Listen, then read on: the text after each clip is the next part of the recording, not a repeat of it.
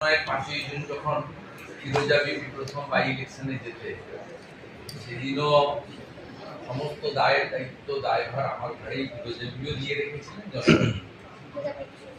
তার ফলে নন্দীগ্রামের জনগণ জানে যে শুভেন্দু অধিকারীর সঙ্গে তাদের সম্পর্কটা কেবলমাত্র পদের বা রাজনৈতিক সম্পর্ক নয়, একদম আত্মিক সম্পর্ক। যে সম্পর্ক মানে মরতে দন্ত, যতক্ষণ শ্বাস প্রশ্বাস আছে সে সম্পর্ক থাকবে, সেটা ওরাও জানে, আমিও জানি। তবুও নিয়ম মেনে দিতে হয়েছে। আমি তাদেরকে বিচলিত হতো না, আশ্বস্ত করেছি। অনেক বড় দায়িত্ব পেয়েছি, 194টা কেন্দ্রেই কাজ করতে হবে।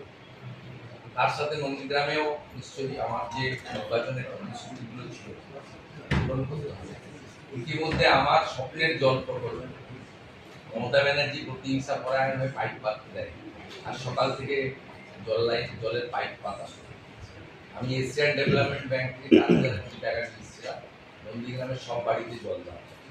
মমতা ব্যানার্জি 21-এ হেরে যাওয়ার জন্য পাইপগুলো পাততে দেয়, আর সকাল থেকে আমি কাজ শুরু করি পাইপ পাতা।